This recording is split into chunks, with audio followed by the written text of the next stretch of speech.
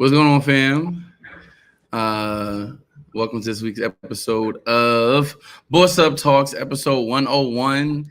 We in the three-digit crowd with the Instagram.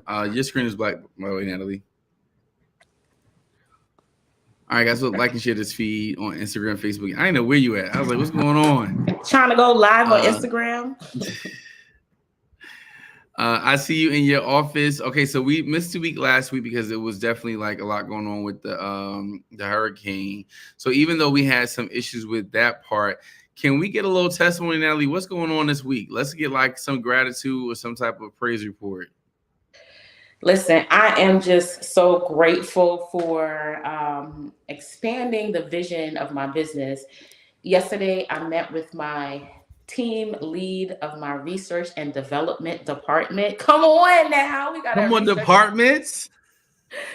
Our R&D team, and this is something that I have wanted for such a long time because I am an avid researcher. I love to do research. I love looking at different ways where my clients can get and maximize their results. And so to have somebody on board that speaks my language, she is not a mathematician, but she is a chemist, and her degree is in chemistry, and so we really do speak the same language. We kind of understand each other, and when I say certain things in math, she's not like, if you like it, I love it, like most people would do. She actually Yeah. understands me. And so we have these great, amazing conversations, and we are just creating in a space where we're creating, because she's also a Christian and spiritual, creating certain things to implement in the academy that's going to move us further into the future faster. And so we're not just Mm. looking at the market and say, oh, we're going to create what's currently in the market right now, because we're both visionaries. We're creating what we anticipate the market is going to need in the future. So I'm super excited about my new research and development team. That's so dope. I just think what's so beautiful about that is I love being around my friends and seeing the background behind the scene process and know what's going on because it's a different level of appreciation and cheerleader vibe that you have with your friends. And I'm so happy that you're able to really expand to that next level and really like kind of just going from here. I'm not sure if you're blank on purpose, Natalie, but the screen is blank. Okay. Okay, so just talking about that. So last week was very exciting for me. I had my aha moments of the week, and I'm really grateful for it because what happened was I was talking to my I got a message. I finished my master's program last year. Yes, last week. That's first thing. So I was talking to one of my I was talking to one of my classmates. She was like, "Congratulations, valedictorian." I'm like, "What are you talking about?" So I didn't even know I became the valedictorian of my whole master's program, and I'm just so grateful for that because, like last year, school year was a very trying time for me because I was just just doing different things, had a lot of opposition against my master's, like with my job, but just to be able to say like, not only did I do my master's, I got the highest GPA out of my whole master's program. That was big for me because, I made a decision. I said, this year I want to make sure that I'm putting my best foot forward. I'm really doing my thing. And I wanted to be different from college last time because college last time I was working, doing all this stuff, and my focus wasn't there, right? I didn't have complete focus. But now seeing it now, I'm like, yo, bro, I was valedictorian of my whole master's program. So that was really exciting for me. And I'm really grateful for that. And I'm just like, yo, I'm so thankful because there's certain things that just took place. And it just lets you know that, yo, like, it's a thing where it's just that for me, I'm just always grateful, but I'm always like, yo, you have to be focused. You have to know, you have to have a direct laser focus, right? So last time we talked about understanding about design. I had to focus on what does that look like in this season of my life, right? Where I still was running my business. I still was teaching high school full time, still had my mentoring program, still doing the podcast, doing all of these things. And I'm like, yo, it's crazy how like I became the valedictorian of my master's program, where when you have vision, you have to realize that even through your vision, you have to stay the course because a lot of times things will happen where it may seem like your life is going all over the place, but you have to regurgitate what your vision says. And we're talking about today for our podcast topic is discovering the gift of vision. So this is, I'm gonna let Natalie start this over because you know her thing is vision anyway. She's a clarity coach. I'm gonna toss it over to her because that's what she does over there. So what you got on that right there, Natalie? So you started off really good. I was like, yeah, getting into it. Don't act like you don't know nothing about vision, Mr. Purpose Coach. Okay. But yeah, I definitely, for me, I have been a visionary my whole life. And it's funny because when I was a kid, the reason why I started having an active imagination was because I felt my childhood was it was horrendous. Okay. I had one of those childhoods that I used to cry all the time. And I'm like, I can't believe I'm here right now.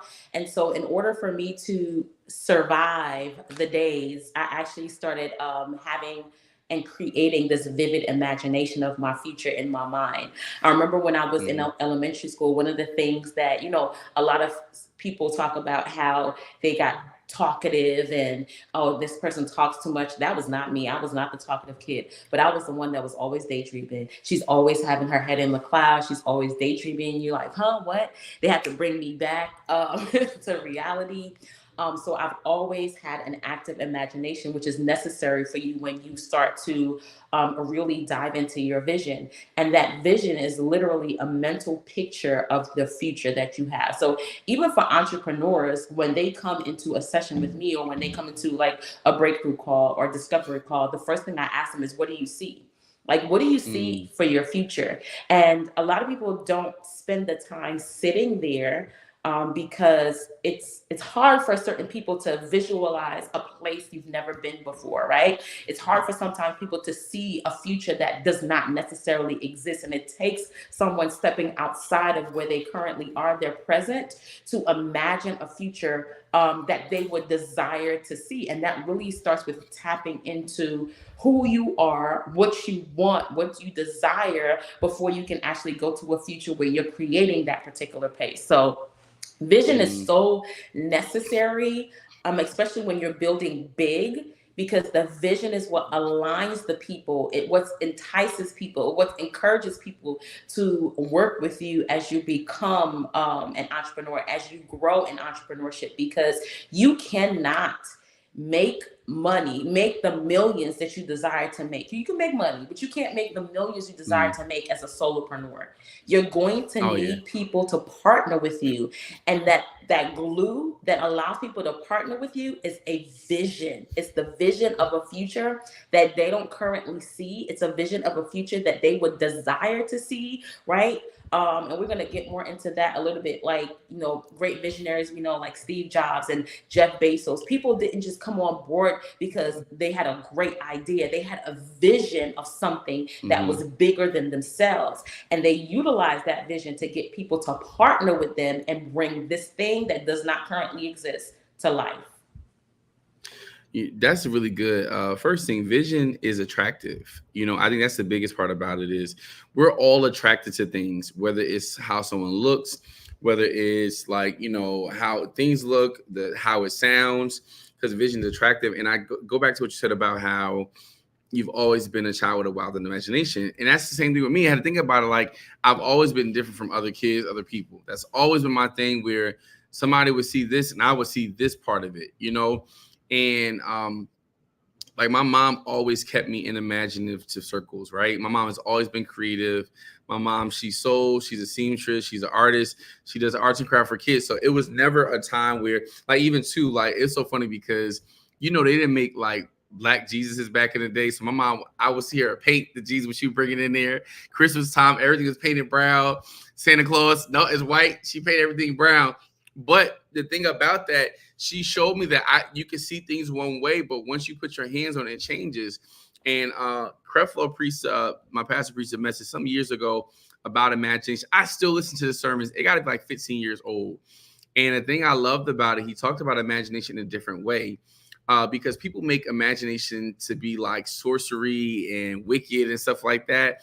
When the thing about it is, literally, if you can't say that you're a believer or you're a Christian, and it talks about God created the heavens and the earth. A lot that all that scripture that you're reading was about his mind that he was bringing it to fruition. That the vision came and then he said, right. So what makes me think about that was I think about the Tower of Babel. If you know, it's about in the Bible where it talks about how these people imagine in their mind that they can build a tower that goes to heaven. And I know that seems facetious, right?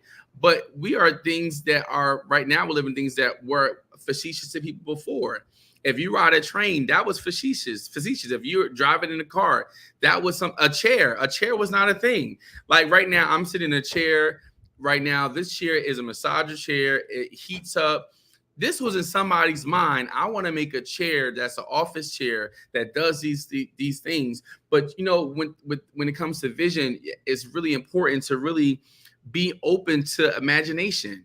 You know, when we had our first Boss Up event that was in Jersey, I did an illustration about imagination, me and Natalie, and it was just something how that first activity set the tone of the whole rest of the day. Because before you get to go on to do business ideas and ventures, you got to realize, hey, wait, let me take a step back. Let me take a step back because I have to imagine what I want to create. When somebody orders a cake for me, I ask them, I said, what do you want it to look like?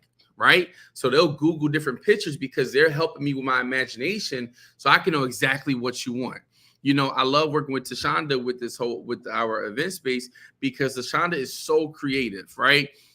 We were talking one day about doing something and I didn't understand what she was saying. And when she started doing it, I said, oh, that makes sense because she allowed her imagination to create vision for everybody else around her. So it's so important to really learn. And let's go back to defining vision, right? So what is vision? Vision is when you're able to get clarity, to see things differently. I think vision for me is about what I'm able to create. Like I'm a creative, so I love to put like when I'm in the kitchen, right? Like somebody can see pasta, cheese, this thing, and I'm seeing something totally different because that's my area of gifting. Because vision is a gift from God, right? And I think as you start to work your vision, you start to define your vision even more perfectly. Like I never thought at the beginning of the summer that I would be in an event space that's way different than what I imagined. Like I had an idea, but what happened is as I started to work the thing, God started to give me more ideas and vision about what it is, right? So I'm looking at it as like, wow, like it's so crazy how that is because now you're seeing like even when I started doing private dining, I had an idea of what I wanted to do. So I knew what the vision was. So I started to prepare for it. So every paycheck, I would buy stuff every 2 weeks. I would buy tables, chairs, forks, napkin plates. And I talk about that often. I never realized that 7 years later, I would have made, I hit over $1 million in my business by just that concept of the private dining experience. I never thought that. Like that would lead to $1 million business for me. Like I never thought that, right? But it took me having one idea to see something. And as I worked at it, the vision kept being clearer and clearer and clearer. So now I'm known as a chef who does private dining. I'm known for my brunch. I'm known from dinner for two. I'm known for, like, as you start to work your vision, not only will your vision be defined, but your business will be defined too with clarity, and you'll be known for certain things. Like even so we talked about Steve Jobs, like what was dope about him, he had a vision, like Natalie said earlier, was for every home to have a computer. Now we got computers in our hands. You get what I'm saying? Like that vision was magnified and it was defined over and over and over again. And I love that you said clarity comes in motion. Like you have to be in motion, moving towards the vision in order to get clarity. So when you first get a vision, which is a mental picture of your end destination, a mental picture of your future, right? In order to see it clearer and clearer, you have to start making steps towards that particular vision. Vision actually keeps people focused when they define the vision, when they refine the vision, when they move towards the vision, it keeps them focused because as entrepreneurs, one thing I love to tell my clients is the best way to kill a good idea is introduce a new good idea, right? Yeah. New ideas come all the time. And you get excited about the new. We love things that are new. We love being in new relationships. We love, meeting new friends and being at a job for the first time. But be at the job for 3, 4 years. doing the same thing day in and day out. You'd be like, oh, I'm ready to go on to something else. For me, we're a military family, and we are used to moving every 3, 4 years. At the 4 year mark, which we are at right now, we'd be like, we getting that itch. It's time to go to someplace new, because that newness, you get excited about it. But the vision, when you keep focused on the vision, regardless of how long it takes to get you to that place, right? Especially if you have clearly defined the vision and really attach your or connect your why, your purpose behind Mm. what you're seeing, it is so much easier to stay focused on the course, and you become clearer and clearer the more that you continue to walk towards that vision. I know, for me and my company, because we do clarity and vision and having clear vision. Habakkuk I'm 2 sorry. and Can you 2. say it again? I love that you say we, because it was just Yes. you before. I had to stop and celebrate for that because it was just you. Now you got a whole team with scientists and stuff like that. Is so no. I had to stop you and celebrate that because to see the growth, and that's only in a 2 year growth. That's a 2 year growth to have a whole team. That's like God is so good, and I love that He's expanding your vision to be so great and so big. To the fact that Wednesday you didn't had a call with your team, you got a meeting after this, you got this. Like that is so dope because I see you actively working in your vision and your gift that God is giving you. My bad. Go ahead. I just had to celebrate you with that one. No, that was so good, because I'm like, before before I became we, I started speaking we when I was just I. And so I didn't wait to have it to speak it. I spoke it when I saw the vision of the we. And that's how powerful having a vision is. That even on my emails, when it was just I started writing we. I had to start changing the language around the vision, not around the circumstance. And that's what so many entrepreneurs fail to realize, that we're doing something for the first time, many of us, that other people that we are close to haven't done yet. And God, especially when God calls you to entrepreneurship, God doesn't call people to something small. I know we like to think that because it makes us feel comfortable being small and not having the big thing just yet. But every single seed starts as one. I'm sorry. Every single forest starts as one seed. Every That's good. single tree starts as one seed. You have a basket. You could go to the grocery store and see a basket of fruit. You can see all the fruit laid out. All of that started as one seed. And we don't recognize that. So even while you are just an I, if you know that you're called to a we, start speaking the we before you see the we come into fruition. Speak the we now. But like I was saying, we the company is established on Habakkuk 2 and 2. Write the vision and make it plain so that he who reads it may run, right? And a lot of the times we don't recognize that the fact that some of us are in stagnation is because we have not written the vision down, and we don't Mm-hmm. constantly read the vision. It wasn't just write the vision so that he who, it wasn't just write the vision so that you can run. It's write and read. We have to constantly Mm. keep going back to That's good. what we said, what we saw in our minds, that image that we have in our mind, so that we can see that thing come into fruition. One thing I was sharing my team today, and I'll be done with this section because it's going to be too much, is I had a vision of being in Hawaii for a long time. When I first met my husband, I was like, I want to go to Hawaii. I want to go to Hawaii. And then we end up about 10 or 12 years later being in Japan. And if you know anything about Japan, it's closer to Hawaii than we are in the States. And so I was assuming while we were in Japan that we would end up in Hawaii. And I just started speaking it and I just started saying it. And there were opportunities for us to go out for free, and it just never worked out. And when we had an opportunity to go and pay for it, we ended up being a family of 7, and it was just way too expensive. And Yeah. for me, it was just like, oh man, it looks like we might not go to Hawaii, but never mind. I'm gonna keep speaking it. So I just kept speaking it. I got so aggressive with that I started talking to the kids and saying, when we get to Hawaii, this is what we're gonna do. We're gonna go to this beach, and we're gonna do this, and we're gonna do that. And on our way back home from Japan, our final flight back home, something happened to the plane, and we had to make a pit stop midway through. Hawaii is the middle point between California and Japan. And we stopped in Hawaii. And because the the God that I serve is so phenomenal, and He said, "Your vision is my vision is your vision." You're not only going to stay here overnight; you're going to stay here for 2+ days. And we were in Hawaii for about 3 days, 2 nights. They put the lays on us when we got there because that was always a dream of mine. We end up going to the beach. We end up traveling to the mountains. We had a phenomenal time, not on our dime because we couldn't afford it Mm, at the time. On the military's dime, they paid for our that's food, good. they paid for our flight, they paid for our pit stop in Hawaii because the plane malfunctioned on the way home. So when you have a vision, I say it's Mhm. vision is more powerful than money because I didn't Yeah. have any money to get to Hawaii.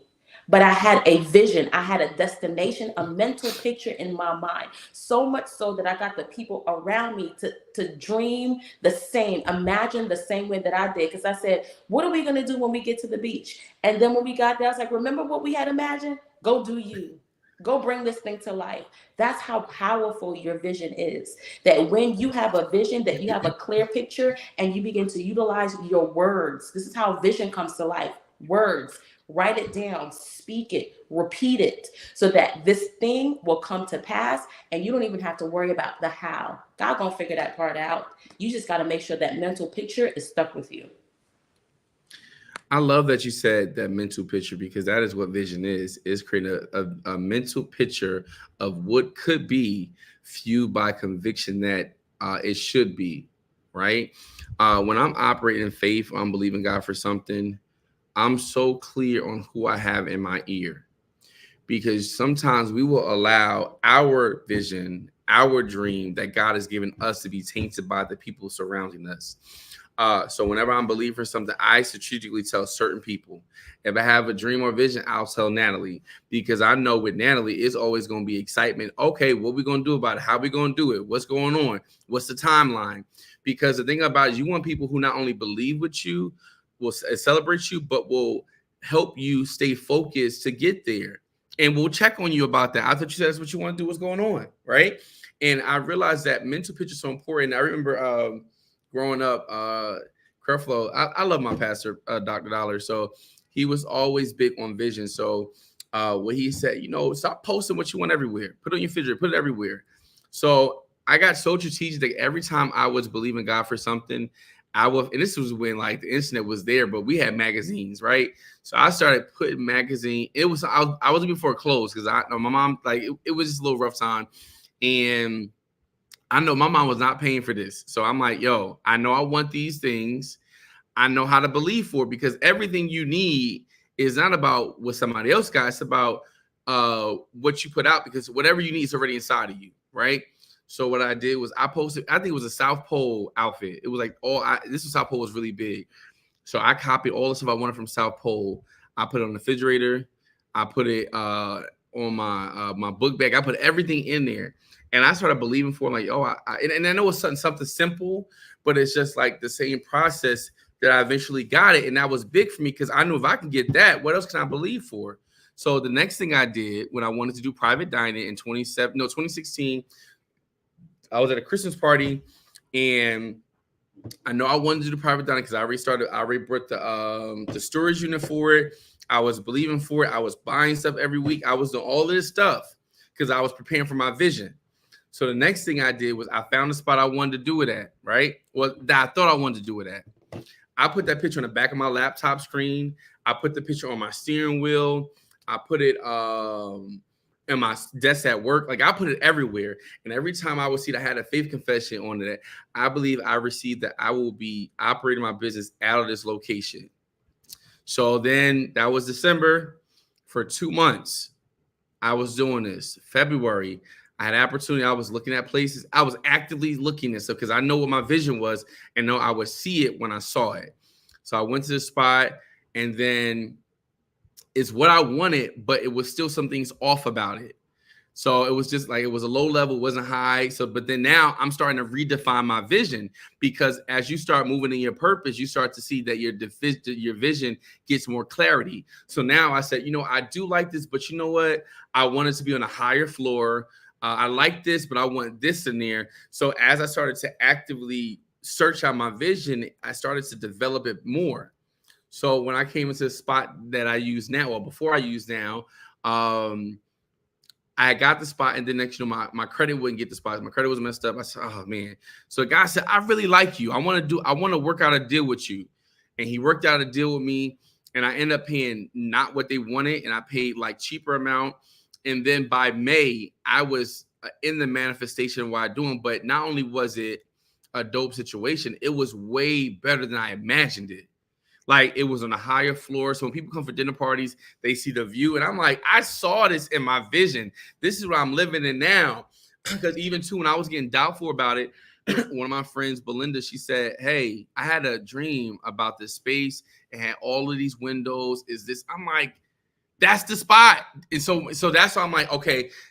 She confirmed that part because sometimes we get doubtful in our vision. We feel like something's not going right. Even too with this spot I'm in right now with this event space, something didn't work out, and my friend had a dream. She said, another friend, she was like, "Josh, I see the space you're gonna have is gonna have rooms, and it's going to have like a big space with windows." So the funny part about it was literally 3 days later after she said that, I called her back because I went to see a space that had 2 rooms and windows. So then when she came before I opened up, she was like, "This is what I saw in my dream, my vision." So what happens is there are certain moments in your when you're defining your dream or your vision that you have to connect your vision to your faith. Because sometimes you will become doubtful about it because it doesn't seem how it's supposed to be. It doesn't look how it's supposed to go. Things aren't working out, but God is trying to pivot you because the thing about it is there's a gift of discernment that you really have to activate because you got to realize instead of getting discouraged, have an attitude of gratitude and say, you know what? It may not be working out how I thought it would, but I'm grateful that God is going to open up new doors for me to experience what I see happen. Right? When I lost faith about certain things, things wasn't working right. God sent a reminder through my friends to remind me about that because you got to think when you're working on your dream and your vision, God will send people in your life that just believe differently like you do.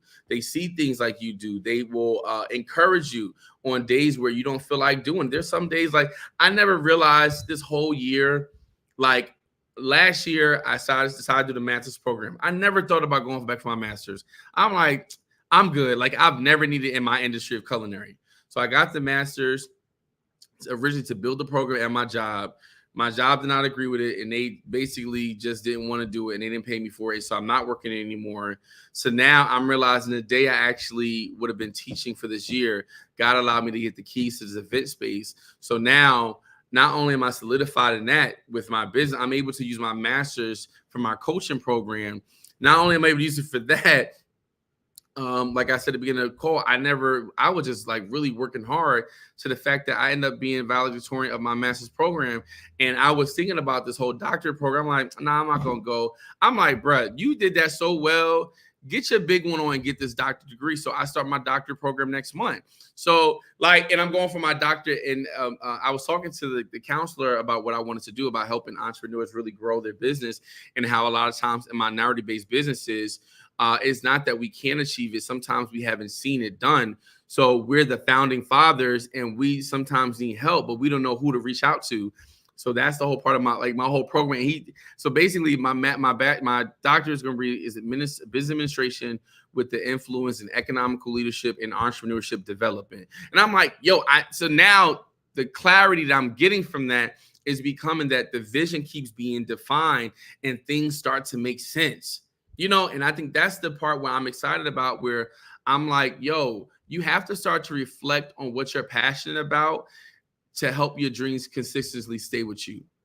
There's certain things that we're not passionate about that is not really our dream. If you're not passionate about things or you can't get excited about something, rethink what your vision is, because maybe it may be the first 5 minutes of your dream, not the last 10 minutes. Because sometimes we're in certain rooms to get 1 minute of information that changes our life.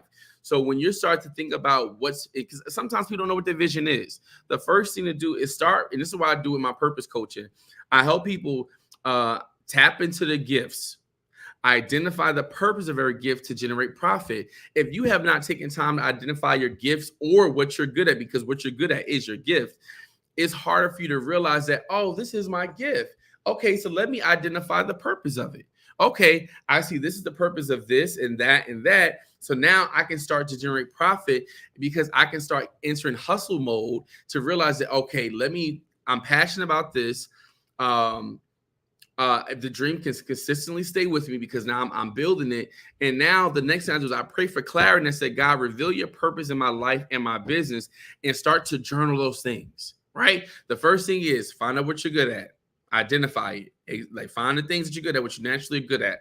Next thing, identify the purpose, like, and you can use ChatGPT to say, hey, what are the business ideas I can do with cooking? What are the business I could do with coaching? What are things I can do with clarity? Because you want to define those things because it's hard to, the Bible says in Habakkuk 2, like she said, write the vision, read it, and make it plain. Sometimes you can be good at something, but you don't have clarity to make your vision plain in your life. So now you become all over the place trying to do this, trying to do that, trying to do this, when it's just one simple step. Get clarity. Pray for God's vision and clarity over your life. So now when you start doing stuff, write it down in a journal. Write it down, revisit it daily, seek it daily. How can I do this? Find coaching programs that will help you. Find different spaces that will help you identify, read books. Like, do what you have to do to make your vision a reality. You cannot be lazy in the season of your life if you want to get victory in this area. That's what I'm talking about. Do what you need to do. Look, I love that brings up one key word for me: persistence. Like, you have to be persistent in seeing the vision come to pass. And you have to implement certain things around you. Like, even with you saying, get clear on that vision. Go to ChatGPT and ask ChatGPT all these questions. I even tell my clients too, I said, or people that come into my challenge, pour everything that you have out into ChatGPT. So when you have your vision, literally just start writing everything that you see and then ask ChatGPT to refine it for you, to clarify it for you, to create a statement of what it is that you want so that you don't have this challenge of. So what I find people are challenged in when it comes to their vision, they're trying to create and edit at the same time. They're trying to pour out, and at the same time they're pouring out, they want to clarify at the same time. And one must come before the other. In the beginning, when God created the heavens and the earth, he said, let there be, and there was. And then the second step after let there be was the separation. The separation between the day and the night. That's where the edit, that's where the clarifying comes into place. But if you read it carefully, when he created, there was chaos. After he created, chaos ensued. So when you are creating, when you're pouring out your vision, when you're trying to figure out what's going on the inside of you, right? There's going to be some chaos that ensues. There's going to be some things that you don't know how to get to this place. How am I going to get to have, like Steve Jobs? How do I get a computer into every home?